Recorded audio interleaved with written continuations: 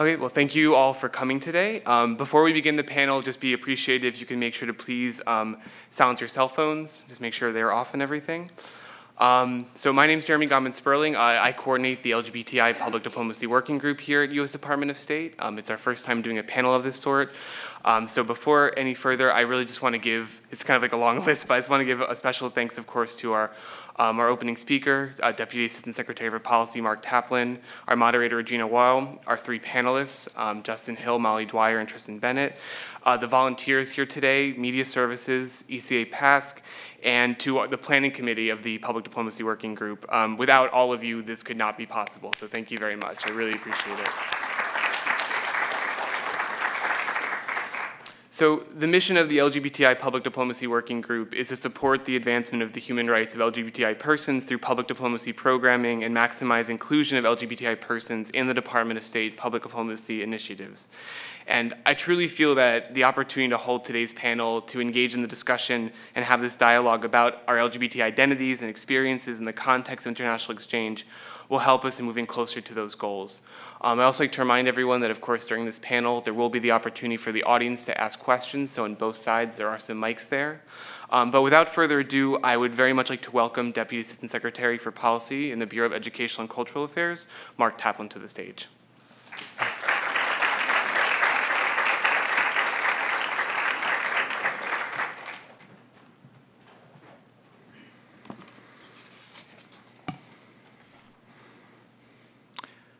Good afternoon, ladies and gentlemen. Thanks for coming. Thanks for joining us. It's great to see this audience here because there are folks from inside the Department of State and plenty of guests from outside as well.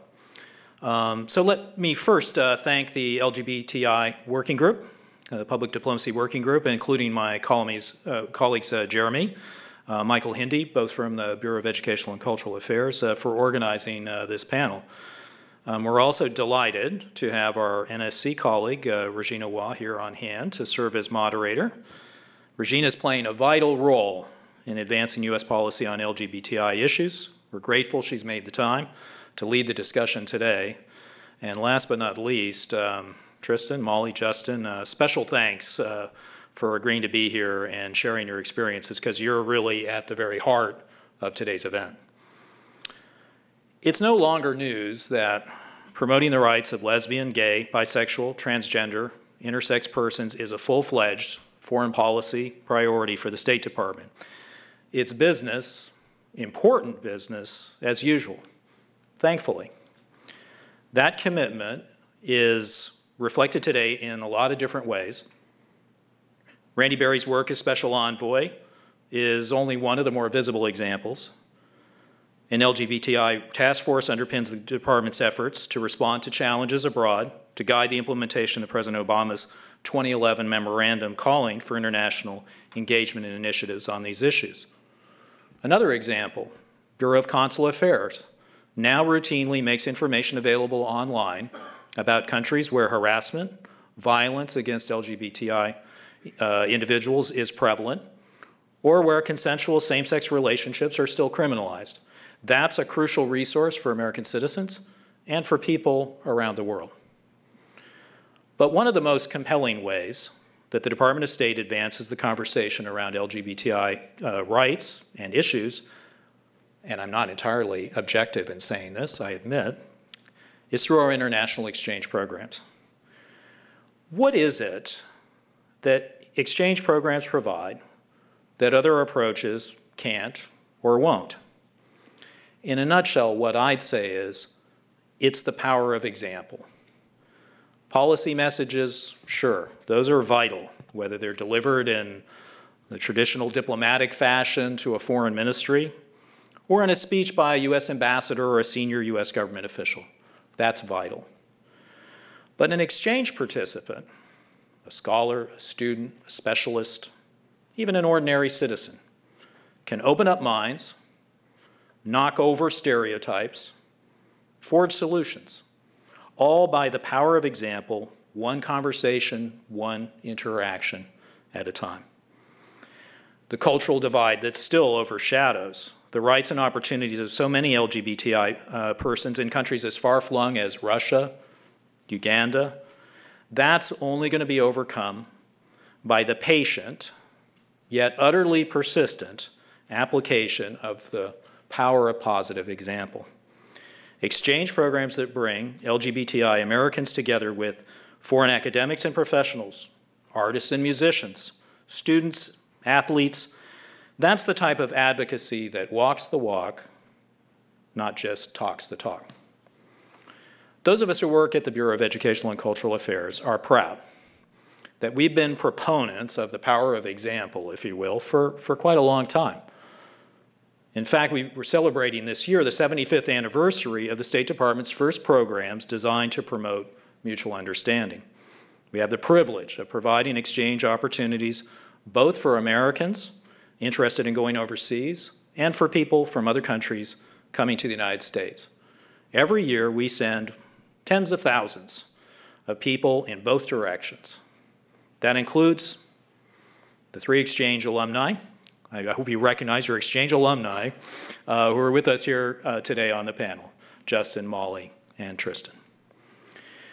Just last week, the International Visitor Leadership Program, one of our flagship programs, brought 13 participants from other countries to discuss bias-motivated violence against the LGBTI community. The group attended an event at the White House on hate crimes against LGBTI persons. It met with the parents of Matthew Shepard. Special Envoy Barry's parents participated in the Pride Parade here in Washington. The group's currently traveling in Georgia, Alabama. They'll get to New York, meet with NGOs, law enforcement, and LGBTI rights activists. When the participants return home, they'll have the opportunity to apply for U.S. Embassy grants of up to $5,000 each for programs aimed at discouraging hate crimes against LGBTI people and communities. So we make the effort to put diversity at the heart of our exchange programs, whether according to gender, race, faith, ethnicity, socioeconomic status, physical ability, or sexual identity. It's a matter of practicing what we preach, going the extra mile to celebrate human diversity. It proves to our audiences that we truly do believe in that. So, just a final word or two about the power of example. We're very fortunate to have with us today Ambassador Michael Guest, who flew all the way from his California vineyard to be with us here today. I think many of you, if not all of you, know Mike because of his activism in promoting LGBT causes internationally, and because, frankly, of the courageous stand he took to press for recognition of same-sex partners of U.S. Foreign Service officers, to have them recognized finally as full-fledged family members. That passion and commitment to the LGBTI agenda has brought Mike many accolades. But Mike's success was also rooted in his exemplary work as a diplomat, as a U.S. Foreign Service officer of the highest caliber. And by the way, I told him I was going to say some of this stuff, so I gave him an advance look at the fact I was going to embarrass him just a bit. I was in Romania recently to give a series of lectures, and most everyone there still recalls Mike and his service as our chief of mission at what was a key moment in that country's history. I'd argue that there is no U.S. ambassador in at least the past half century, and I don't remember much before that, who played as important a role as Mike did in Romania, both in advocating for Romania's entry into NATO, and it's become one of our best and most active and most reliable partners in NATO, and for raising the alarm about the problem of official corruption and fostering a public conversation and dialogue about the problem of corruption in Romania.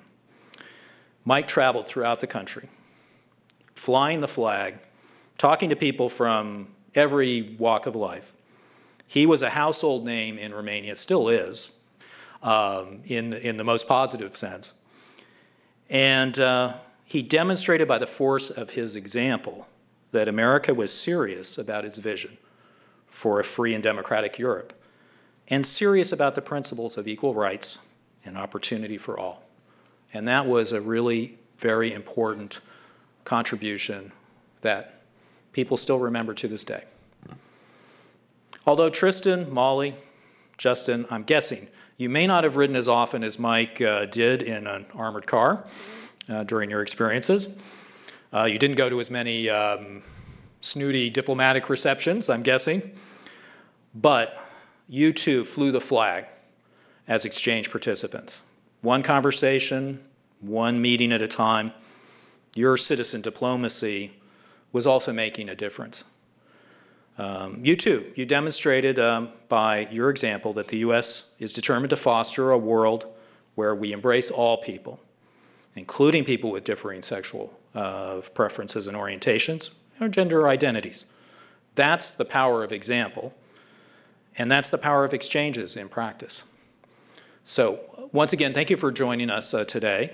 Without further ado, though, it's my pleasure to turn things over to the moderator of our panel, Regina, is the Director of Human Rights and Gender at the National Security Council. Thanks very much.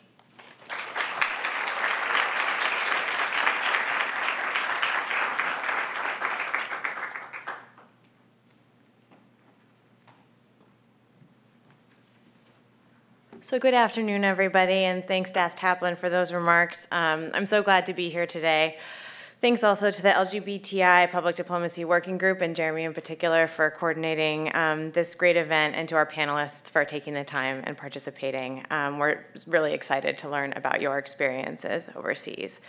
The work that the LGBTI Public Diplomacy Working Group is doing is part of a whole-of-government effort to promote and protect the human rights of LGBTI persons. Das Taplin mentioned that we're operating under the auspices of a 2011 presidential memorandum that President Obama released on international initiatives to advance the human rights of LGBT persons. So that memorandum, which has galvanized the work of the State Department and of USAID and any number of other agencies that are engaged abroad, has 5 main elements. I'll just run through those very quickly. The first is combating criminalization of LGBT status and conduct abroad, protecting vulnerable LGBT refugees and asylum seekers, using foreign assistance to protect human rights and advance non-discrimination, providing swift and meaningful responses to human rights abuses of LGBT persons abroad, and engaging international organizations like the UN, like the OSCE, like the Organization of American States in the fight against LGBT discrimination.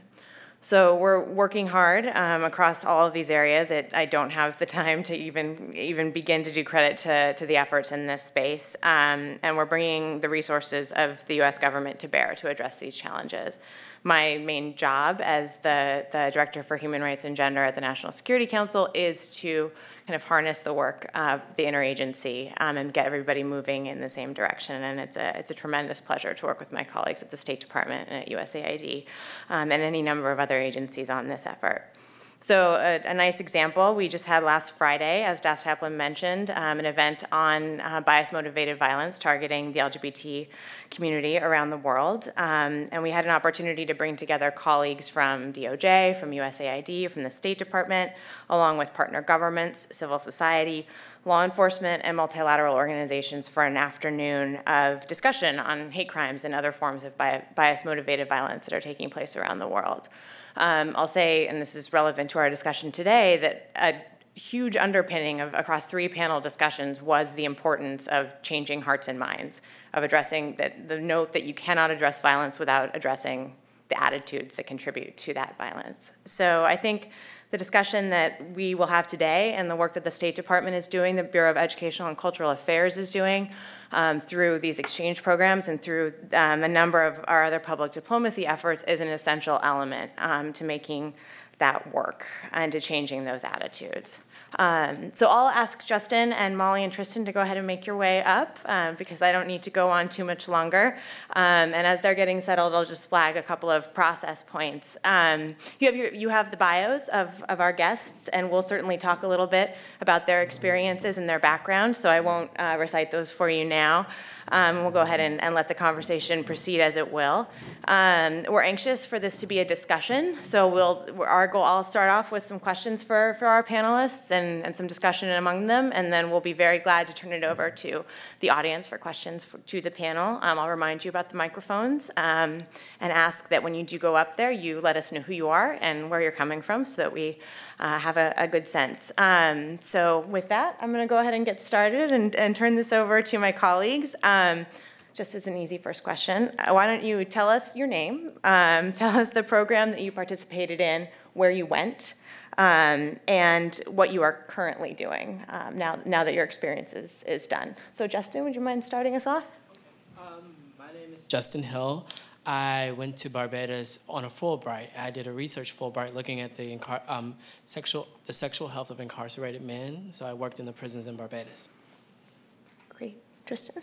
Okay, my name is Tristan Bennett, and I received the Benjamin A. International Gilman Scholarship to study in Istanbul, Turkey in the fall of 2012. And I studied a variety of subjects there that weren't specifically related to LGBTI issues, but definitely opened my eyes to what it could be like in what we would consider a very unaccepting place for LGBTI individuals.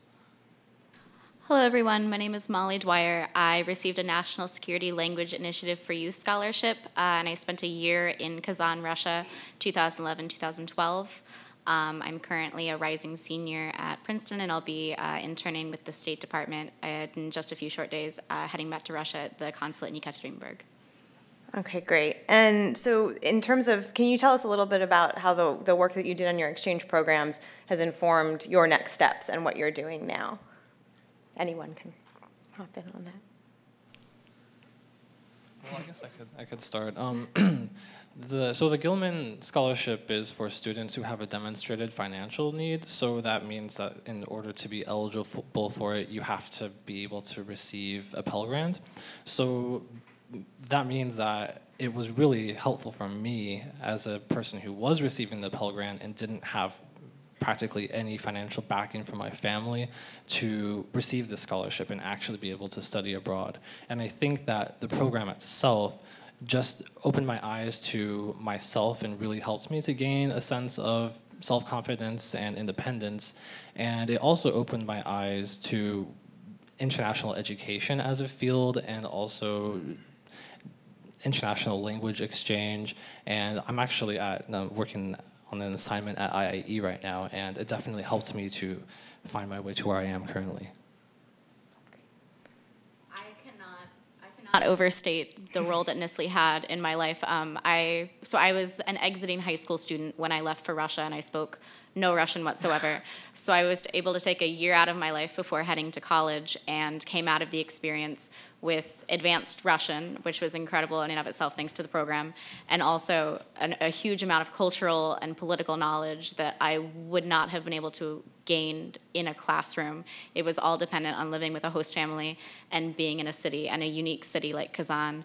So when I hit college, I already had this really, not just an interest, but like a concentrated interest and a path ahead of me for where I was going. And I think my internship this summer and all of my past activities have kind of contributed along that path. As Tristan and Molly have highlighted the importance of these fellowships, so I'm very thankful for my Fulbright. It was the first time, I'm from Memphis, I grew up, that I was abroad. I was 26 years old. It was the first time I applied for my passport. So the Fulbright really opened the door in terms of my career. So I currently work at FHI 360. I work in their global health programs. I am a program officer, and I work on projects both domestic and foreign. So my Fulbright for me provided me with a launch pad to really think about the possibilities that existed. And I can only underline and highlight how important and significant that is because my family, I'm the first formally college graduate, and so it was very important to have that opportunity to realize that if I thought about an idea and I could find people to back it and then I could bring it forth, that I could do great things. And so I am really thankful and I look forward to your questions about how these programs impact our lives and change and move minds. That's great. I wonder, as you were getting prepared to go on your exchange programs, did you give any thought to how being an LGBTI person would impact your experience there? And what did you do, if anything, to prepare to take that element of yourself into your experience? Molly, you want to go ahead and start? Oh, yeah, that's a heavy question for studying in Russia. I think that specifically with my program, Nestle deals with high school students and gap year students, and I think that we see students who are coming out generally as LGBT at a younger and younger age, so this is continually becoming more relevant for that program and other types of high school programs. I myself had really just come out publicly to friends and family the summer before I was leaving, so I think it was weighing in my mind of terms of I'm kind of embracing this new identity, but it's also coming back a little bit around because I know in Russia you can't really come out to anyone. But I think that it was so new and fresh to me that it didn't weigh on me as probably as much as it might have. I guess I can go. Planning to study in Turkey, it's a 99.9% Muslim country, so I obviously did have some concerns about how the public might receive my sexuality. And honestly, really, I just searched online to try and see if there were any explicit laws that condemned homosexuality, or if there were any blanket laws that might imprison men for devious or lewd acts or something like what's going on in Morocco right now. So that definitely was, it's a very basic tool, but I think that sometimes we can overlook the basic tools that we have. Mm-hmm. And I was really surprised when I got there because, especially in Istanbul, it's such a unique city and very Western in many ways and very progressive. And on my university, there were a number of openly gay and lesbian students who were very popular too and very active on campus. And so I was very surprised when I got there. Being that along the same lines as Molly and Tristan, being that it was my first time abroad and I was going to a country to work on a sensitive subject like incarcerated men's sexual health, it weighed heavily on me around my sexuality being perceived or thought of, and so I was worried about mannerisms. I was worried about like how I talked, how I sound, the cadence of my voice. I was particularly very anxious about the opportunity that was presented to me because this was my baby, this was my project, and I wanted it to happen. And I had to interact with the Ministry of Health, I had to interact with the Ministry of Home Affairs, and I had to sell these people on that I was legitimate and I had to be there. And so I spent a lot of time, much like Tristan, researching the laws in Barbados and learning what kind of LGBT behaviors were criminalized. And for me, what that did was provide me some reassurance that when I got in the country that I could navigate. And one of the ways in which to ensure my navigation would be culturally appropriate, I went out and I reached out to my mentors and people who had traveled to that country, who had traveled abroad and who lived abroad, because this was my first time being away from the United States for more than a week. And the countries I'd been to, you didn't need a passport to go to, so Canada and Mexico. So I'm aging myself a little bit.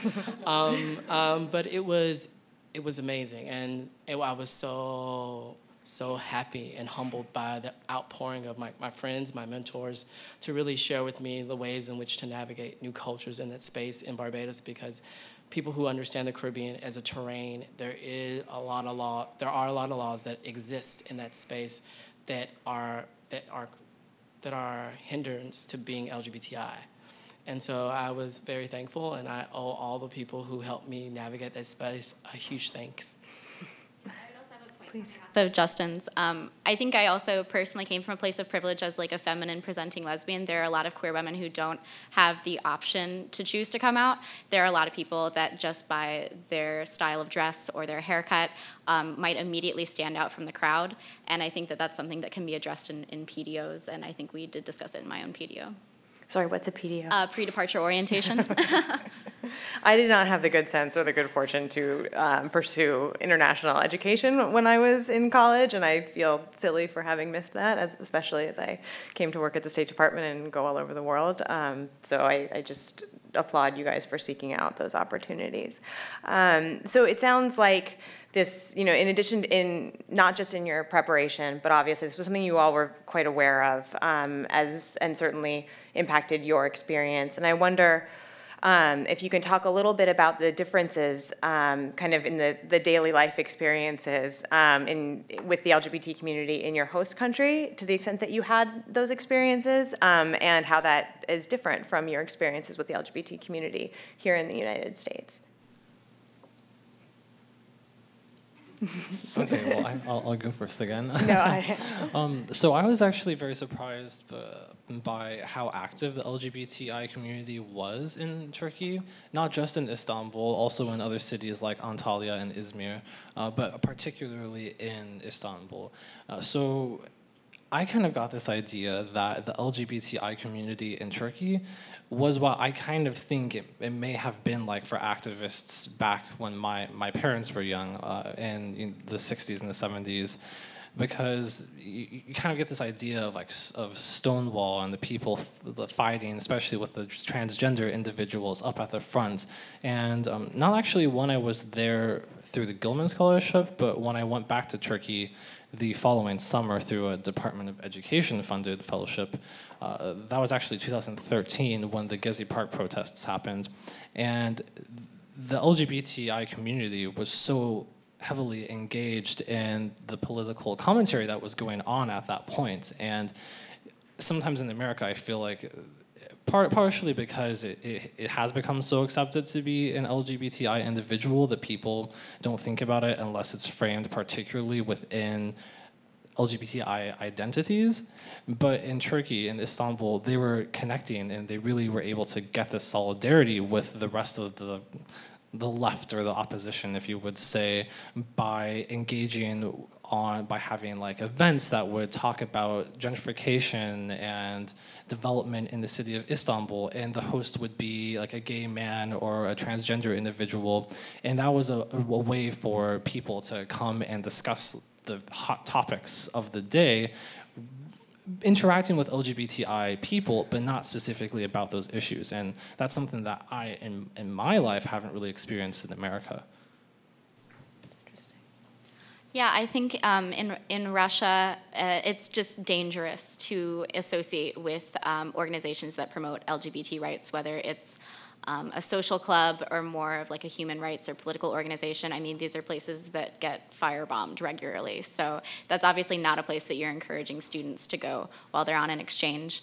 So I didn't have any formal contact with the LGBT community in Kazan. I also spent a recent semester in Moscow, and I think Moscow is a little bit of a different story because it's a hub kind of for the region. But I think that in terms of navigating day-to-day life in Russia, one of my bigger concerns when I first got to Kazan was I was in a long-distance relationship, and I was worried about Skyping with my girlfriend and what I was going to be telling my host family, like who I was talking to.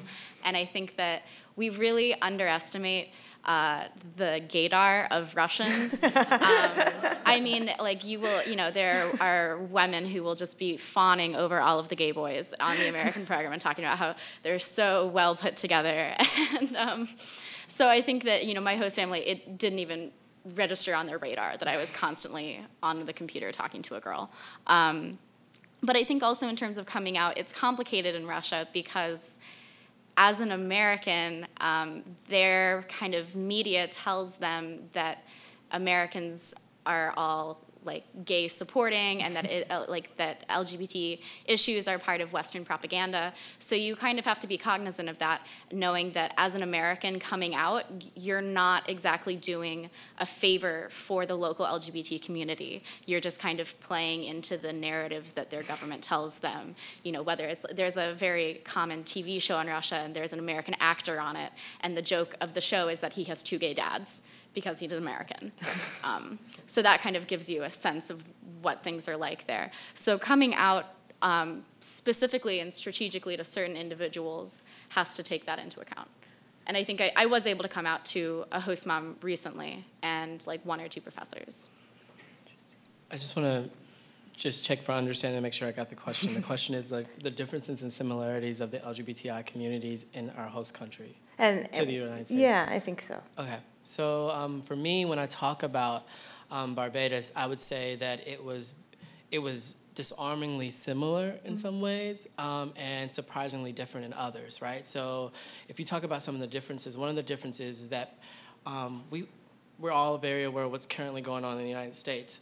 and the pressure and the weight of race as being very significant. And so one of the things that I would talk about when I talk about the difference in Barbados to here is like when I met some of the colleagues and people that my mentors put me in contact with, their understandings and there was like, I would call it the lack of the minority lens in the sense of seeing themselves, because if you go to Barbados, it's 90% Afro-Caribbean or Black people. And so those conversations were different, and it was very nuanced. And so when we talked about LGBTI issues, particularly around race, people had nuanced understandings of themselves and allowed for different variants of their personalities to show in a large array of ways that was both surprising and awesome. In addition to that, when I talk about similarities, I would talk about the fact that like, because the relationships are so close-knit in the Caribbean to your family, it brings in these very complex but dynamic family relationships and ties that kind of touched me, because it reminded me of my relationship with my mom and coming out and having to navigate that with my mom and dad, and like the different kinds of like conversations we had around what that meant for the family and all that. So I thought it was very powerful in that way. In terms of like what was going on the societal front, a lot of the people that I worked with were leaders in Barbados, and they did or worked with, but also who were LGBTI, and they were very, very dynamic in the sense that they were living their lives with integrity while confronting a society that had laws on the book that criminalized who they were. And so it was there was a bunch of like interesting conversations that we had at different social events where they teased out how they made it work, which is some of the things that I apply to my life here in the United States. So I guess if that answers your question. It sure does, and then some. So just picking up on something that both you and Molly alluded to is, I think obviously being an LGBTI person is only part of your identity, right? And I'd be interested to hear what other aspects of your identity were a kind of an essential part of your experience when you were overseas. I think, Justin, you discussed the kind of intersection of LGBTI and race, and Molly noted the intersection of nationality and being an American and being gay at the same time while there. But I'd be interested in any elaboration on that theme, and Tristan, maybe if you want to address that topic. Yeah, I mean, on a different front of identity, how many ones can I pick up? I'm Jewish, and I found that interacting with the local Jewish community was really powerful and beneficial for me, because when I was at the local synagogue, it didn't matter that I had rudimentary Russian. It wasn't so much seen from a nationality, I was seen from that facet of my identity. Mm-hmm. And I imagine that if an LGBTI person were to be in a country where they could interact with that community, that would have that same kind of effect, where they felt like they were being welcomed and not as much of a stranger because of their nationality, but welcoming them because of a certain identity group. So for me, I became very much aware while in Barbados and traveling throughout the Caribbean, because the State Department took us on an enrichment program to Trinidad, about my Americanness. So I think how Black Americans, given what's currently going on, like today is June 10th, and it's an important day to talk about like freedom and people finding themselves and fighting for freedom and like learning that they were free. And so just being aware of my Americanness came to me in several ways. So some of my friends who were LGBTI persons would talk about like existing outside of the racial context. So, and I was just like, it was really interesting to be in Barbados. One of the reasons why I chose it was to be like, what would it be like to not be in the minority? How would I feel if I didn't have to have these interesting conversations that I've had since high school about what is it like to be the only Black man in the classroom? What is it like to be the only Black person in your school? And I loved it, and I was blown away by just how when you remove the other, people are allowed to be different. I found comic book nerds like me. I found people who were reading Japanese manga, and I was like, oh my God, this is awesome. And so I think it was beautiful in that way. In terms of race, right? Like in Trinidad, we had these an amazing experience of like interacting with these different people who have multi-racial identities, and I was blown away by how people juggled that. So like Molly just gave a great example, and I was just like, I don't even know where to begin. Like, and I think that's one of the things that I think is so important about this opportunity, especially for people like Tristan. I can relate to. I had a Pell Grant in college, about having these opportunities when you can't afford them yourselves, or being afforded the opportunity when you earn them, rather. That's what we both did. Is being able to learn about the world and to see yourself as part of some larger tapestry. So I hope that answered your question. Yeah, that's great. And I would like to speak on that as well. So I myself, I'm a biracial individual. My mother is Korean and my father is American, like Scottish, Germanic descent. So it was very interesting for me because in Turkey, I mean, I never hid the fact that I was gay. I never felt like I had to, which is actually very nice. But it's interesting because I was always identified first with my race, and well, what people thought my race was, which is not uncommon in America either. But Turks actually always guessed, like, are you Korean? And that actually blew my mind, because in America, people are like, oh, are you Chinese? Or a lot of Koreans sometimes even think that my mother is Japanese. But it's an interesting fact because I learned when I was there that Turks actually love Koreans. They like love them, and they're like, "Oh, Koreans are brothers. We fought in the Korean War, and we sent troops in the NATO coalition." And so they actually have this like urban myth, because I never heard about it from my Korean family at least, where they are brethren and they love the Koreans and they will do anything for the Koreans. And so it was interesting to have this conversation first, and then actually having to explain on top of that, well, only my mother's Korean, and actually, they don't have much exposure to that. But instead of having that subject of like, oh, your sexuality, it was actually like, oh, your race. And it was, for me also, like you, it's trying to get rid of that other. That's something that I can't really ever do, because even in Korea, people, like, they know, oh, you're definitely mixed. But in America, people are like, oh, you're Asian, maybe. And in Turkey, people were just, like, certain. So it's interesting to see how you can be so many different others depending on where you live. So I want to pick up on, Justin, alluded to this earlier about kind of how you came to pick the places that you went. So Justin, it seemed clear that there was a kind of a bunch of different reasons for going to Barbados and for having your research topic be what it is. But I'd be interested in hearing a bit more on that from each of you. How did you decide to go to Russia, to go to Turkey, and to go to Barbados? Well, I grew up in the Midwest, which is not necessarily what you think of as a hub of Russian immigrants, but I did grow up in a community with lots of immigrants from the former Soviet Union, especially because I participated in gymnastics. I was kind of always the American girl that hung with the Russian girls, and they would like coach me to say a few words, and yeah. So I had this long-formed interest. I had this growing interest in diplomacy. I read Madeleine Albright's memoir when I was in middle school, and it changed my life. So when I heard about Nestle, I actually heard about it through an alumnus of the program who had done it for Arabic, and I heard free Arabic, sign me up. And then I looked on the website and found out that they actually had 6 or 7 other languages, and Russian was a very clear fit for me. So in terms of choosing Russia, I didn't necessarily take my sexual orientation into consideration. I think that it's a facet of my identity, but not something that supersedes everything else. And I think that's just speaking from my personal position. There are a lot of people who have issues of safety that would definitely come into play, and I respect their decisions as well. But for me, I wouldn't want really any aspect of myself to limit where I'm going to go. So I think that, especially I was doing the program for a year, I think you can do pretty much anything for a year, and I was ready for the challenge. I'm actually, I'm not quite as brave as Molly was, because I was originally for a very long time considering applying for a program in Dar es Salaam in Tanzania. This was partially because I was just really interested in Swahili as a language, and I haven't really been able to talk to Justin about this, but Molly and I quickly found out that we're both in love with languages, and we love the process of learning languages, and we kind of shared some of our experiences. So I I was thinking of going there for Swahili, but I actually did research online as well for, what's the reception in Tanzania. And unfortunately, I found a lot of very negative things.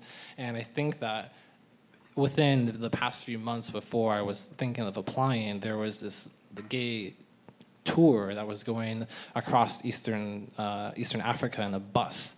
And they actually got chased all the way through Tanzania by a mob of people who were anti-homosexual, anti-lesbian, and transgender, everything. So at that point, I was like, I don't think I'm quite up for this task of confronting that sort of reception. And also, my dad is a veteran, so it kind of makes sense. He met my mother when he was stationed in Korea, and he actually lived in a tiny town on the tip of a peninsula in the Black Sea called Sinop, and that was a year right before I was born. So my whole life I've actually had stories of Turkey and the little jezve, like coffee cup, and he had these nice, beautiful Turkish carpets.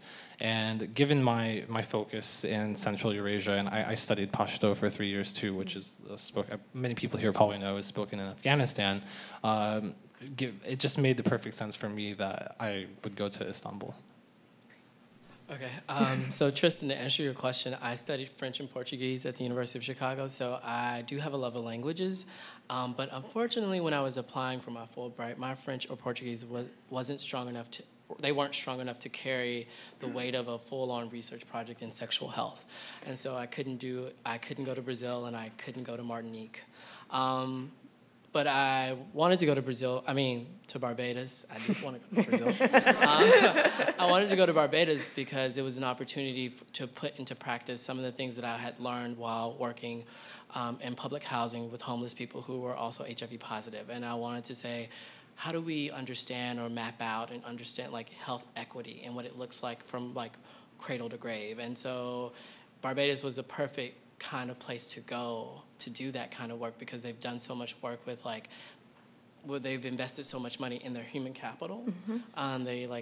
You can get a degree to the tertiary level that is free. The government provides that kind of level of support to their citizens. And I was like, this would be a great place where they're so supportive and they're so thoughtful about investing in their people because they understand that human power is real power. That would be interesting to look at what happens to those people who find themselves at the margin of their society in terms of prison. With that said, part of my interest in Barbados was also about some of the environmental, different things that were happening. So there were a lot of foreigners that came, and they changed the ways in which people engaged. And for me, like Molly, I'm not afraid, but I was cautious around the sexuality piece, and I wanted to understand how does the transnational, in a society that is very kind of tourist-driven, understand itself or places itself culturally. And so it was just the perfect fit. Yeah. So picking up on another kind of theme, obviously, this has been a transformative experience, it sounds like, for all of you in your lives, your participation in these programs. And given the emphasis that we've placed on LGBT issues in our public diplomacy, I wonder what your thoughts are about why it's important for LGBTI individuals to be part of international exchange programs. I think it's really important because, as you mentioned and also Mark mentioned, we want to display everything that America does have to offer and fully display the diversity that exists in our country. And unfortunately, a lot of times with study abroad, the people who go abroad are wealthier and mainly white. And so to be able to have people who are LGBTI individuals, who are minorities, it really exposes people through that citizen diplomacy, and not even necessarily diplomacy, just friendships and random meetings, to who an American can be. For people in Turkey to see me and be like, but where are you from? And I'm like, I'm from America. I was born there, raised there, and a lot of the people I met, they just never thought about the fact that there could be second, third generation people who were Korean or who were Hispanic and weren't from Mexico, or they didn't come from Korea. And so just meeting these people and showing them, hey, I exist. Hey, I'm actually, I mean, sure, I have my own quirks, but I'm a normal person too. that really can open them to thinking about what it means to be an LGBTI individual and what it means just to be a person even. Yeah, I mean, I think it all fits in with this intersectionality that I think the LGBT community has been embracing in general in this country. So obviously that's very compatible with the strategy that the State Department is taking, where we see intersections of race, socioeconomic status, geographic background, and sexual orientation and gender identity. They all come into play with one another, and it's impossible to parse them out separately. So I think I got to see an interesting variety of the American experience through the group that I was with. We were a group of 8 students.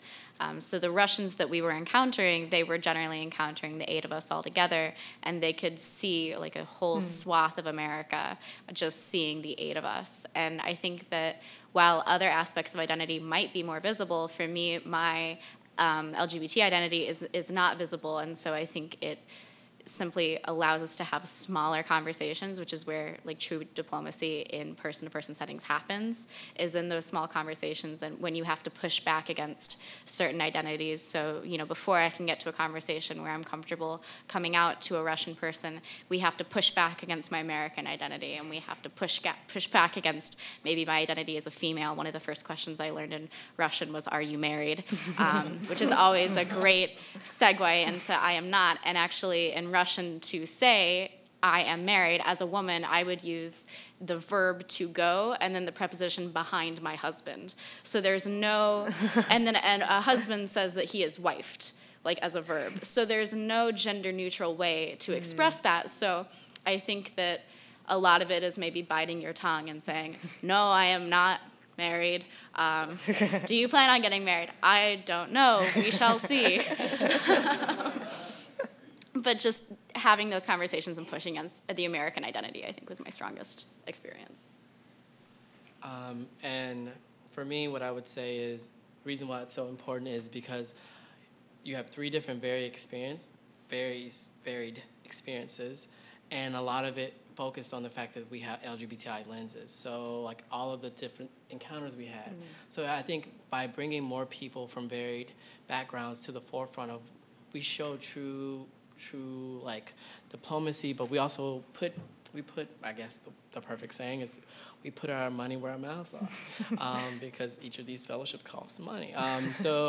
But it's an opportunity to show both the best and brightest of what America is in its entirety, but it's also the opportunity to challenge perceptions about what are Americans. So for instance, like as a Fulbright ambassador, I've had the opportunity to travel with the Fulbright program around the country and also engage with people from around the world. And I remember this one time where one of my friends was relaying the story to me where he was in Japan on a Fulbright, a research Fulbright, and they were just like, oh, wow, are you from the army base? Because the only time they seen black people were, they were soldiers. Or, oh, you must be a basketball player, but you're short. And like, I just think, I'm using it seems hyperbolic, but it's the perfect example of like why this is so important. Like when you can like show people, no, it doesn't just come as a white male, it doesn't just come as a white female. We are all Americans, and we are a varied society with a lot of different views and opinions and cultures. I think it's the most dynamic and interesting thing when you can change someone's perspective by a representative person. Yeah. So. If I could add something briefly, also being someone who, I went to Indiana University, and so Molly being from Indiana, yeah, definitely also just letting people know that there's more to America than just New York and California. and then also being shocked to know that your fellow American exchange students don't even know where Indiana is. That's not Yeah, great. and kind of an odd point on that front of recognizing us as like exceptional scholarship-winning students, I found that I had to remind Russians that not all Americans are this knowledgeable about Russia, because their whole identity, their whole orientation is turned towards America, right? And we aren't turned towards Russia in the same way that we used to be. So that was another obstacle to overcome, was imparting on Russians. Like, I study this. This is my deal. But another student from Indiana might not have the same experience. Okay, so I could keep going forever, and this has been super interesting. But I'm certain that folks in the audience have questions as well. So if you do, I'd ask you to please go up to the mic and maybe line up, and maybe we can get a bit of a dialogue going with the audience.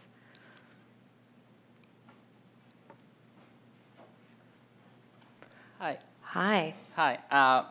Well, thank you first of all for sharing your experience. I know firsthand the importance of these programs. I'm actually here on a fellowship. I'm from El Salvador, and I'm working with the Human Rights Campaign, doing kind of like the same thing. I wanted to ask you a question that I ask American friends that come to El Salvador. They speak about this, having this experience, being LGBT or just being American, really, about this thing that they call the bubble effect, where you, I'm going to put an example, but for example, I had a friend in the Peace Corps. He worked on a community. He was placed in a community, and even though the State Department does a really great job trying to find the safest communities for people to be placed at, El Salvador is a violent country. But he talked about this in a way that because he was American, he felt like he was in a way safer. He didn't feel scared walking down the streets, or that he will be subject of violence or crime, being LGBT or not. I talked to this female friend. She was a lesbian, and she was also placed with a host family. And she talked about how she could go and talk to the family of their friends who were lesbians too, and they would be accepting of her because she was American. And that's the way Americans are, liberal. But when she talked to her friends, with her family, they would never come out to their family. Even though her American friend was out, they would never come out to their family because the perception is different. So I was wondering if you felt, and I think that the case of Molly was clear to me, that being American worked against you in that way. But if you could elaborate a little bit more on that, and for the gentleman and the panel, if you felt that way too, like you have this bubble around you that even though you were not, perhaps LGBT was not your primary identity, but if people treat you obviously different or not. And Oh, sorry. Actually, I have a great story about that. So I didn't feel like my Americanness protected me until I opened my mouth, because Barbados is 90% black. So I was worried because I wasn't white that I wouldn't have the foreign tag, and so people would be like, when you're foreign in a country where you're phenotypically different, you are protected. That bubble that you talked about, I didn't have that, and so I had people when I got on my first ZR, which are the little taxis that are the vans that have been gutted and made into little seats, so you ride on top of the engine, or the wheels, and it's awesome. But but I remember someone was talking to me and they were using a lot of traditional Barbadian words and tonalities, and I was like, no, not happening. And then he's like, oh, you're American? I was like, yes. So for me, the issue, I was concerned about not having that bubble. I was concerned about having to fend for myself and not having that protective thing of, oh, he's perceived, he's phenotypically different, he must be a foreigner, because there is a tourist culture in Barbados that is, they're very nice to, people are exceptionally nice to people who look like they're traveling, because that's one of their main dollar-making economic growth concerns. So I didn't have that. But what I did have is, once I opened my mouth, and then I did have, in particular settings, I had a bubble in terms of I was a Fulbright, I was a citizen diplomat, as some of the people referred to me. And so yes, in some ways, but not in terms of everyday interactions with people. I'm going to gather my thoughts just one more second. Okay, well, I'll speak really quickly then. As I mentioned earlier, it was interesting because I did have a bit of that bubble, I think, just being a foreigner in Turkey. And so it's not necessarily just about being American, because Turkey is a part of the Erasmus program, which is an exchange program in Europe. So there were lots of Europeans who were also at my university. So I think that in Turkey, there is a sort of bubble you have as a foreigner, as a Westerner, but in a lot of ways, like that can actually make you a target, I would say, because there were a number of people who were stolen from because they were like obviously European and they wanted to get their shoes shined because they thought it would be like a cool experience. But on top of like not just physically being obviously foreign, just because of their behavior, like they didn't know how things worked, and that really could put them in a blind spot. Whereas for me, it worked in my favor that they thought it was Korean and they loved me because of that. Yeah, I think that Russia and the former Soviet space, just generally as a space, being a foreigner doesn't really do you any favors. I think that, like Tristan said, I think that Americans and foreigners in general are probably targeted for whether it be, muggings or pickpockets or things like that, or harassment by the authorities. So you don't really enjoy a bubble as a foreigner as much. And then in terms of my life in Russia, I blend in Russia pretty well. A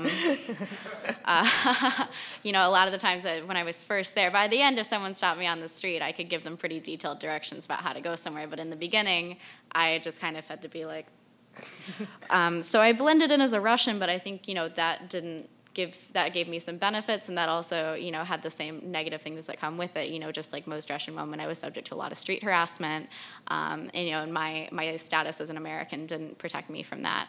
And I think that generally my blending in is something that's coming from a place of my white privilege and my blonde privilege. But there are a lot of students of color who, very seriously have to think about studying in Russia, where, Russia has a lot of foreign students who come from Africa and from Asia to go study and get their mechanical and doctor degrees there. And they're subject to a lot of harassment. So I think in that case, American students of color might enjoy a little bit more of that American protection than, say, a foreign student just from Africa, if that makes sense. I'd like to add maybe one other point too, because you mentioned you're from El Salvador, and maybe the Americans that you knew were talking about protection from some of the more organized crime that might be there. And I do think that is a big difference, where in Turkey, being foreign, you might kind of be target for smaller crimes such as pickpocketing, but definitely when it came to more organized crime, you did have this feeling of being safe. I was there during the Gezi Park protests in 2013, and they were happening pretty much all over the city. But at the same time, maybe it wasn't the smartest idea, but a lot of the best places to eat and to go out and whatever were in all these places where the protests were happening. So a lot of me and the fellow Americans, we just kind of like, well, we're going to go out. We're not going to be here in Turkey and sit around doing nothing.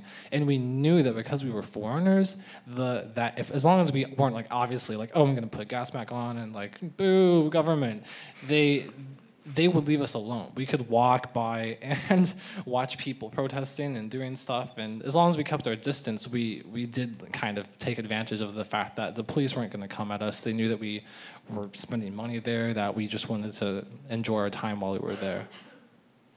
Okay, great. And I get a question from this side. Can you tell us who you are and where you're coming from? Sure. My name is Bahar Amarati. I oversee the Gilman program here at the Department of State. I want to thank you all for being here. I think I speak for everyone when I say how impressed we are with you three, and I personally appreciate how candid you're being about sharing your experiences. My question is for Tristan, but Molly and Justin can probably chime in as well. All Gilman scholars have to do a follow-on service project that promotes study abroad in the Gilman program. So I'm just wondering if you could talk about your project and whether your identities influenced what you decided to do upon your return, and if either of you, Molly or Justin, did anything when you came back. I'd love to hear about that too. Thank you. Yeah, great. That's a very interesting part of my experience. So as part of my follow-on service project, I actually blogged for my overseas study office at Indiana University. So that was, I guess, more of an ongoing service project as opposed to a follow-on service project. But that was really helpful for me because it just helped me to reflect on everything that was happening as I was there. And that was a gateway, in a sense, I guess, to the rest of my follow-on service project, which was working as a peer counselor at the IU Office of Overseas Study, because they already had me as a blogger, and it's actually a competitive. I didn't think it would be such a competitive process to get hired as a peer counselor at the office, but it was, and so I think that definitely the work that I did for my follow-on service project, and also my identity, and as an LGBTI individual, as a biracial individual, and also having studied Turkish and gone to Turkey, definitely helps me to be able to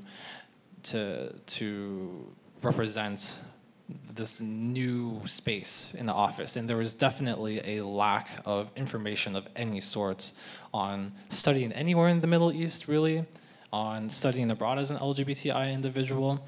And so they definitely were happy to have me, and I was very happy to be there at the office, because there were a lot of students who came in asking questions, and when they asked where I was, just over the course of the conversation, then maybe they'd be like, oh, but I'm gay, like, I don't know if I want to go to a Muslim country.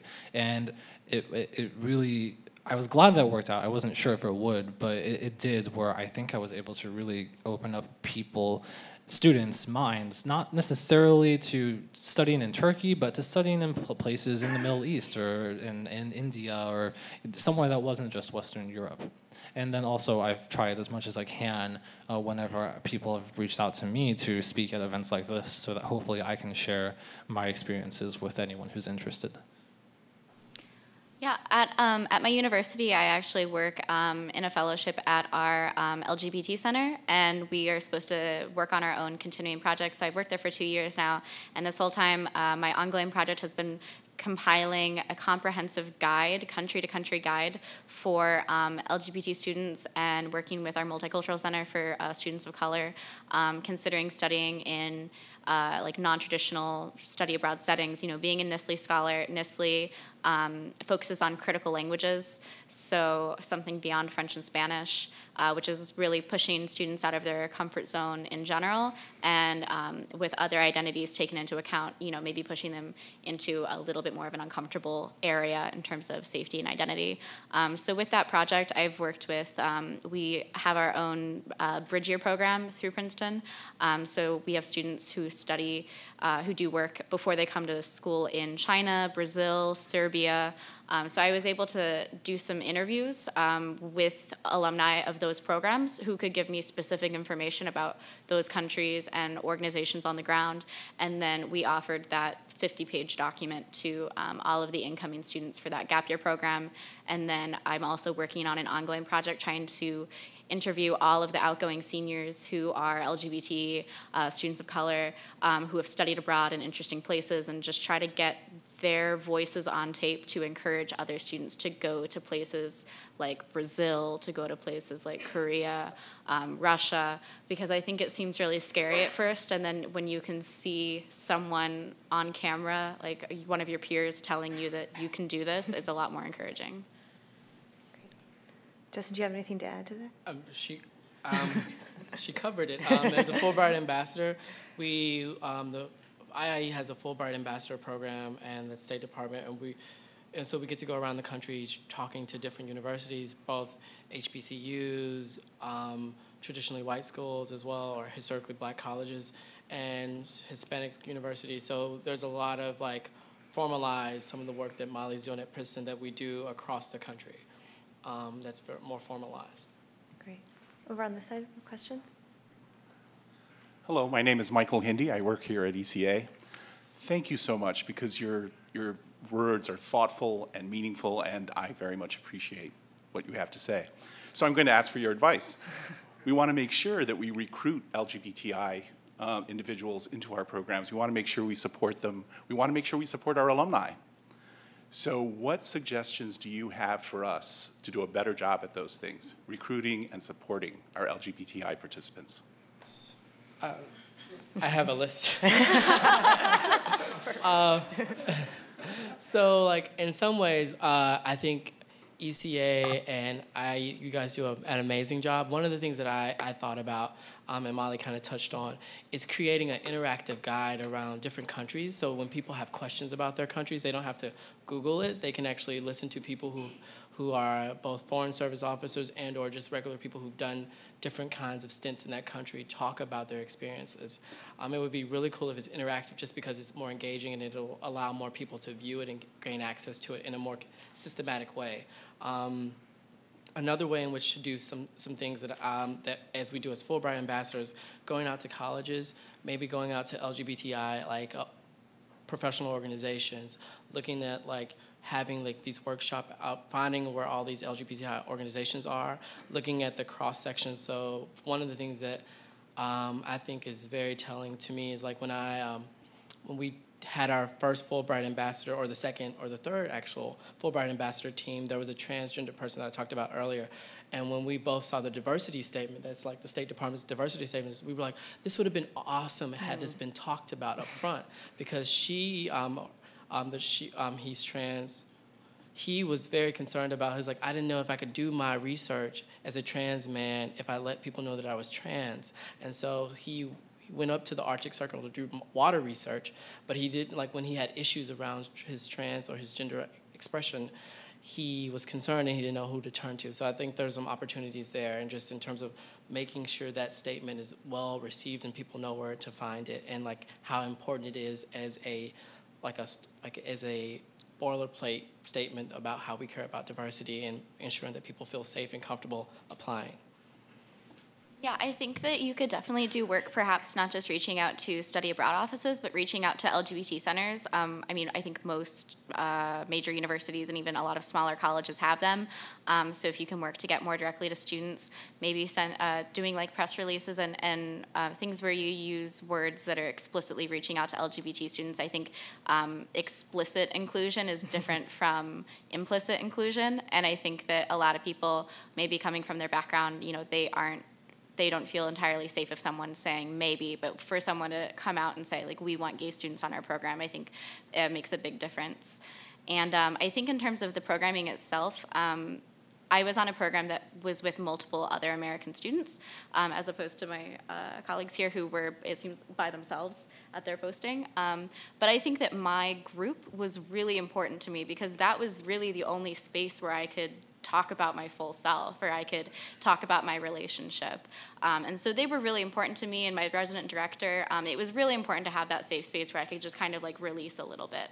So I think making sure that those programs are also explicitly inclusive, that you get resident directors and coordinators to be explicit about being able to talk about these kinds of issues, and just including those things in pre-departure orientations would be a big step. So in terms of the alumni, what's the word I'm looking for? Just relationships between the Department of State or IAE and alumni. I am here because someone did reach out to me from IAE, so I think that you're doing something, right? Trying to actually actively reach out to people who have been a part of these programs.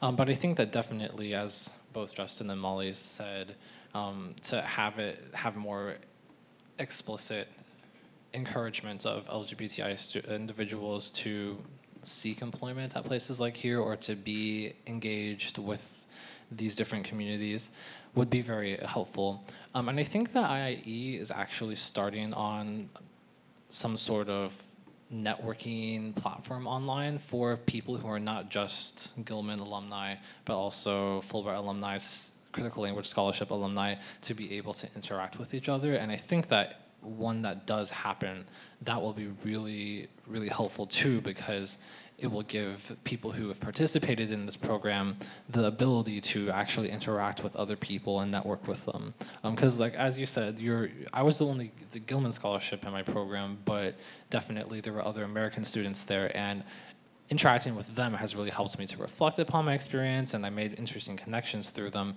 but I haven't really had the opportunity to meet many Gilman scholars other than through a few IIE networking events. Okay, great. We're getting questions lined up here. So Chloe. Thank you. Chloe Schwenke. I teach at the McCourt School of Public Policy at Georgetown. I was a Fulbright Senior Scholar in Uganda from 2005 to 2006. And when I returned from Uganda, I transitioned gender. What happened after that, which was interesting in the root of my question for you, is that I got an awful lot of email, and not all of it was very nice. there's a lot of, presence, existence online that it's not really a choice whether you stay closeted or stay not out. What do you suggest? What would be your advice for people who really could be risking a lot to go to a place because they often don't have the choice of not being out because you're just an online presence, and social media the way it is right now, you're out. Thanks. Yeah, I actually, just before the school year got out, I was discussing something with a peer of mine at Princeton, and he had done the full year of Russian, and he was getting ready to go on our university-sponsored trip to St. Petersburg, that it's kind of expected that when you're in the Russian program, you go on to this next step. And he had actually been transitioning over the course of that year, and eventually came to the point of coming to me and coming to the study abroad office and to his Russian professor. And I have to commend the language teachers where they were completely comfortable with his changing pronouns in the foreign language. But for him, it just ended up being too much that he wouldn't be able to go as a trans guy to Russia, which was unfortunate. And I hope that, that is something that is really unavoidable, and it would have to see societal level change before any kind of implementing organization in the U.S. can really do anything about that on that scale. And in terms of the online presence, I think that privacy and security settings are really important generally when you're studying abroad in terms of who's seeing what. So I think that people have the option to do, to have varying levels of privacy and security. But for me, I just kind of block, it's unfortunate that I kind of just block my Russian friends from certain aspects of my Facebook. If I were to post a picture of myself and my girlfriend or something like that, it's just not something I'm comfortable with them seeing. Yeah, definitely. I would agree with that about Facebook. At least with Facebook, you do have some level of control over who can see what, and you can kind of set up lists for who can get what update or what photo. And so my father is actually also a transgender individual and started going through transition shortly after I came out. So I came out like at the end of my freshman year of high school, and I think by my junior year, my dad had started transition. So I think that for transgender individuals, it's particularly hard because there are just like physical things that you can't hide. And so for one, I guess it depends on when a transgender person is trying to have these experiences, but especially now that's becoming more acceptable, people who transition at younger ages, they have they have much more successful transitions. And at that point, when you're going through all of that, do you necessarily want to be traveling? Maybe you do, and like go for it, definitely. But there's always opportunities in the future to go places, and it might be more emotionally and physically easy for them to put it off until after that transition. In the case of my father, it was interesting actually going to other countries because depending on where you go, you might actually have better reception. My dad lived in Mexico for a while. He kind of just like ran away to Mexico, and no one even thought that didn't pass at all. It was just this big blonde American. That was it. No one was just like, oh, this is a transgender individual. So in that sense, going to Mexico was actually a really nice thing for him, her. Or you could go to Turkey because they don't use gendered pronouns. So they just say "o," which means he or she. So then you can have people talk about you and never have that be an issue. One is, thank you for that question. And I think it's a somber question. So fortunately or problematically, right? For me, I didn't have that concern until like when my friends showed up, we had concerns about whether or not we would be perceived. I think some of the challenges, you presented one of the challenges to this, is to the program and to international exchange and protecting like people who want to seek international exchange opportunities. And for me, the answer simply is that we have to do better. Like we have a responsibility to all of our citizens to make sure they have the opportunity to go somewhere and do something, especially if it's great work. And so I feel kind of angry that would be your response when you return home and that you were transitioning and you received hate mail. One of the things that I did in terms of social online media, I'm a very kind of private person. My friends who are in the audience can tell people. I don't put a lot of stuff on Facebook, and I only try to post positive things because I believe that in a world that's full of negative externalities, we have a responsibility to like bring light and joy to certain spaces. And so I think for me, that has served me well in the terms of like how I protect myself from or leave myself open to people being able to reach me with like some of the things that you talked about so elegantly. So thank you so much for that question. I would like to add, I know we're probably running quick on time, but two things that just popped up in my head. One would be, so maybe a place for improvement too for programs such as the Gilman or the State Department would be to encourage students to study abroad who might not be LGBTI individuals themselves, but who have a parent who is transgender, because I think that that's actually an aspect of citizen diplomacy that I carried out that I never thought about, was having friends in Turkey, and they ask about your family or whatever, and if you are open to sharing those things, I share them with Emma, my parent, and like they might have a question, and so I had a lot of interesting conversations about what it was like to be well, not to be, but to have a parent who is transgender and their perspectives on being transgender. That could definitely open new pathways to spreading this information. And another quick thing is some countries that might not be an issue. So like in China, I know that they don't really use a lot of the same sites that we use in America. So maybe they could, try a new country they never thought of that just doesn't really have access to those sites. Yes, please. Hi. Am I tall enough to reach this microphone? No. First of all, I just want to say real quickly, I was just like tickled pink by this panel in particular as someone who's from Chicago, but lived in Princeton for 3 years and was born in Indiana to 2 Turkish parents. Tristan, spot on just yesterday, my mom was telling my husband how Koreans are her brothers and sisters, and all of Korea loves Turkey, and Turkey loves Korea, and it's like every single week this comes up. So my question is particularly for Molly. You mentioned that you are Jewish and that you attended synagogue, at least occasionally in Russia. Was that a community where you felt more comfortable? As I imagine Jewishness is an other of itself in Russia, and so was there kind of like a, we are but others and others, like was that a space you felt more comfortable in with concerns to your LGBTI identity? Oh, wow, this goes in so many different directions. That was a great question. I think it's interesting because the Jewish community in Russia is pretty much monopolized by the ultra-Orthodox, by Chabad. They kind of run everything. So it was actually very interesting. Kazan was an interesting point where they had a 3-floor synagogue that had been able to be reclaimed after the Soviet time. And the first floor was communal, and it had the worship space, and it had a kosher kitchen. The second floor belonged to, there had been an American Reform community that invested in Kazan in the 90s, and they were able to purchase the second floor. So the second floor would have like guitar Torah study groups, and it was pretty fun. And we'd have our big like Shabbos dinners with the young people. And then the third floor was again owned by Chabad, and they had like the day school there and their other activities there.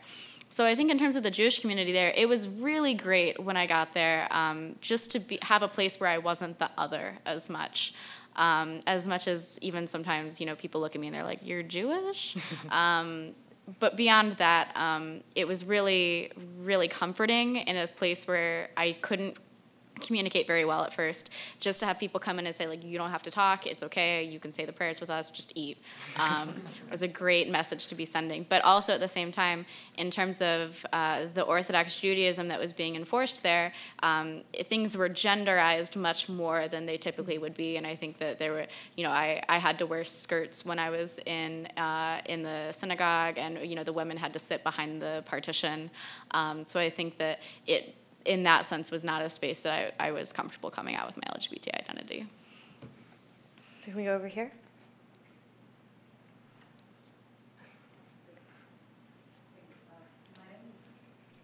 Can you hear me? Okay. My name is Nicholas Mawanda. I am from Uganda. First of all, I want to thank Chloe for coming up here and saying what she said earlier.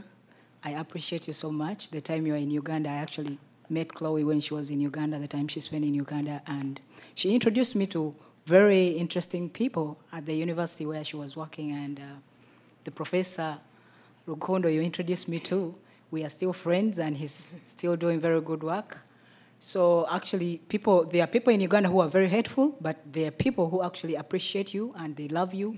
They know the kind of work you're doing, and they know how important you are to this community of ours. Now, back to the panel, I want to thank you. I was part of the exchange program. It was a leadership program, the State Department program from Uganda in 2012. And it was such an honor and privilege because I was the only LGBT person in the entire program of the 2012. And we came here 3 weeks packed. I came to DC, I went to other states. And it was such a privilege because I met many organizations and other activists. Even though I was the only LGBT activist on the group, I felt so empowered, but I also felt like there was a space for me to share my experience. So I was giving out, but I was also learning very much. One of the things that I learned was the fact that, as a movement back home, we started a movement as friends, very passionate about human rights and very passionate about our lives and, standing for our rights. But then we did not have the professional touch in a sense. So we didn't know, even though we have many organizations in Uganda, we have more than 30 LGBT organizations in Uganda, but we did not have the expertise or in that sense. So for me to be on the program, I met people here running big organizations, coalitions. So I was exposed in that sense to get also those, expertise touch in a sense.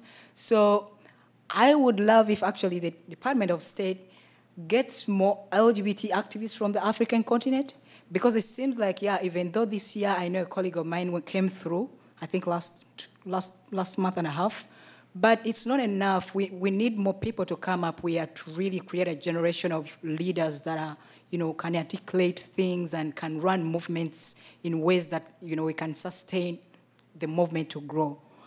And the other thing that I felt when you guys are sharing was, oh my God, it's so sweet.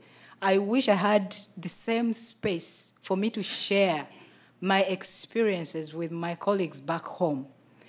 And it's so unfortunate that all along from 2012 up to now, I have never had a chance to share the beautiful experiences and all the things that I learned. The only thing that I did is I went back and I did part of my project for change, which I didn't finish because of whatever is happening in my country. And it is just unfortunate. And even the government not realizing what the importance of us even coming here, what we can build, add, the value we can add to our economy and the development of our countries.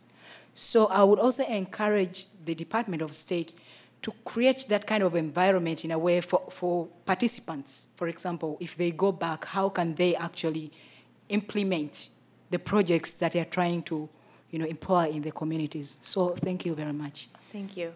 So Jeremy, you can advise me. We have 2 minutes left officially. Do you want to? I know there's a reception, so if folks want to take their questions to the outer room, or if you want to, if there's a little bit of flexibility, not to put you on the spot. No, we have the space till 4 p.m. If people don't mind having a shorter reception, rather ask more questions, I'm most comfortable with that. I don't want to pressure anyone, but. Okay, so let's take the 3 that are here, and then we'll get some very quick wrap-up thoughts from our panelists, and get a move on. Okay, please. And I guess for you, if you all can keep your questions as short as possible, that would be great. Okay, hi, my name is Katja. I'm originally from Finland, recently from North Carolina. And I first came to America as an exchange student, and I moved to North Carolina. And I think I was expecting to change my opinion about America, but what I wasn't expecting was to change my perspective about being Finnish and Finland, and then to realize how gay I actually was. Because this was the Bible Belt, and I'm from Finland, and it's very low excitement on any particular aspect. But I guess I'm curious about your experiences, as I'm sure you changed your views about the country that you were in and the people in there. But how did your view and perception about America and being an American and being an LGBTI American person change during your time and after that? Thank you. So I'll also ask you guys to keep your responses short. I just really like to quickly answer. about a comment I made earlier about how in Turkey it really reminded me of what I think it was like in America back in the 60s and 70s within the civil rights movement and also just generally like the free love movement.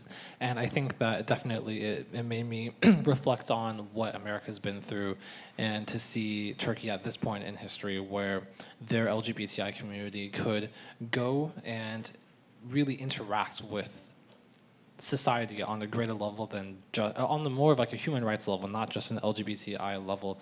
It made me like really happy about and like hopeful for Turkey's future and where America has been, and also made me think like, wow, like people were doing these things, you know, way back when in America, but why aren't people doing it now like they are in Turkey? Maybe it's because it's more accepted here, but and it definitely gave me. I can't think of the word, but a resolve to contribute more in ways that I can. Yeah, I think it just made me appreciate what kind of society we have here in the U.S., where free speech is allowed and encouraged, and the civil rights we get to enjoy. And then as an LGBT individual, not necessarily saying that Indiana is the most is a hospitable place, but it certainly made me appreciate the privileges that I have here. Thank you for the question. For me, it opened my eyes. So I'm originally from Memphis, Tennessee. And I had never traveled abroad before and lived in a place for a year. What it did in terms of my Americanness, it made me realize just how American I was in certain ways. But it also made me realize that how with just like the soft diplomacy of interacting one person, you can make giant changes. So some of the conversations I had in Barbados were some of the most amazing conversations, and they left an indelible mark on how I see the world and what I want to do. So I would say that it made me very, very aware of our place as Americans, that we aren't, like when I was growing up, I was like, America loomed large, but now I'm very much more aware of how we are all like cohabiting a world and how important it is for us to think of ourselves in that framework of being global citizens and what that responsibility means. So I think that's one of the things that the Fulbright gave to me in that way. My name is Mark Rebstock, and I'm a program officer at the Meridian International Center, and I'm the program officer that was working a lot on the group that's been mentioned a couple times earlier, the 13 visitors. They're in the United States for 2 weeks looking at the prevention and combating of hate-based violence against LGBTI populations around the world. I'm really glad that my new friend from Uganda spoke because I think the voices of the IVLP alumni, or the alumni of exchange programs that are inbound, are really great to hear. And I've learned so much from this group the last week. They're in Atlanta today. They met with the police department in Atlanta and met with the gay and lesbian liaison unit of the Atlanta Police Department. And tomorrow they're going to New York City, and I can tell you they're all very excited about that. But they're just tremendous, amazing, inspiring activists who are doing tremendous work, such as my friend from Uganda, who is also on an exchange program, and just wanting to sort of reflect that other aspect of the alumni community focused on this work. And it occurs to me that it would be phenomenal, and there may be all sorts of ways why this might be difficult, but of connecting American LGBTI participants on exchange programs in countries with the alumni of these programs that have been to the United States on programs, would some really wonderful synergy that I think could take place there. So just wanted to throw that out there before recepting. Great. Hi, my name is Travis, and I work with the State Department at the Bureau of Democracy, Human Rights, and Labor. And first, I just want to thank you for providing such thoughtful commentary on your rich experiences. I think we've all really enjoyed it. And so my question is sort of twofold. I think there's been a lot of commentary and questions provided on how you were able to mitigate risk being an LGBTI individual in your travel experiences. But part of me is also wondering if you ever felt like you were in situations or opportunities where you felt an urge to have a conversation about being LGBTI and kind of like exposing yourself because you thought you might have felt comfortable and that you would like to have that rich conversation. And secondly, I'm wondering if, I'm sure that might not have been the case for some of you, but if you also were privy to opportunities or events in which you felt like the conversation around LGBTI was well received, LGBTI events that you thought were actually somewhat effective in your context. I know that you've mentioned that an American face in the conversations might not be the most effective, and that's something that we've talked about quite often at State. And so I guess I'm wondering if you were ever able to be an observer of a conversation that was more effective. Thank you. I would really like to answer that question because I was extremely surprised. I think it's a really good question too, by the reception of people in Turkey in general to not just me being an LGBTI individual, but to all of their peers and their friends. So I witnessed a good number of really interesting intellectual conversations that I never would have expected to witness when I was in Turkey. And I think that one of there were a number of events that were kind of LGBTI focused, but also urban issues focused. And during the summer when I was there, they actually, the LGBTI community hosted this event that was a satirical award ceremony for the news networks that had censored the protests going on by airing penguin documentaries. So they had this really long, convoluted title about penguins and hormones and whatever. But the host was a transgender individual, and they had this entire really, really funny. So I guess it wasn't necessarily a deep intellectual conversation, but this very funny satirical awards ceremony, giving out the best so-and-so awards to CNN Turk and to whoever. And I think that while they were doing this and engaging the more kind of opposition community in general, it was very effective because then less than a month later, they had the Istanbul Gay Pride Parade, and it was amazing because I joined that parade, and they had the highest attendance I had ever had by far at that parade, and a lot of it was because they were so successful in engaging other aspects of the community and getting them to kind of get this feeling of solidarity for like, we're all people and we all demand our rights and let's have a fun time and say crazy slogans and jump and play music, and it was the most amazing outcome that I could ever think of from these conversations. You know, I'll reiterate that a lot of this discussion in Russia is very much tied with politics, and I think that's a complicating factor, is that it's not just about you as an individual or a human rights issue. It's seen as a political issue with how the government has talked about things. So actually when I was in Kazan, it was really before things had come into the general conversation. It was before the homosexual propaganda law came onto the books or was being discussed. And Russians in general as people, their culture is to kind of keep sexuality behind closed doors. Like, it's just really not something that's talked about. So that was the odd thing about that homosexual propaganda law, was that it brought something into conversation that people were already not comfortable talking about, which made them even more vehemently against it, so it seems. But that unfortunate law also did have chances to bring it into conversation where, we were discussing it.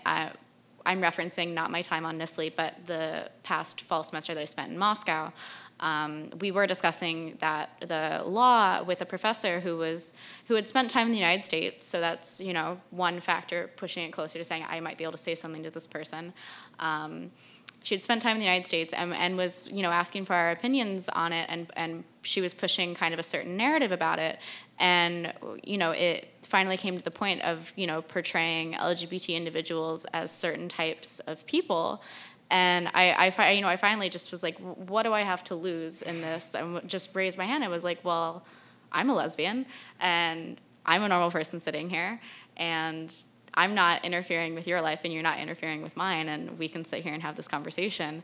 And it worked. It was something that it brought a new perspective into the conversation. And I think in terms of how we see things positively, like a positive interaction, my host mother in Moscow had already discussed how her previous host student, the student the year before me, he was a little bit light blue, which is Russian slang for gay.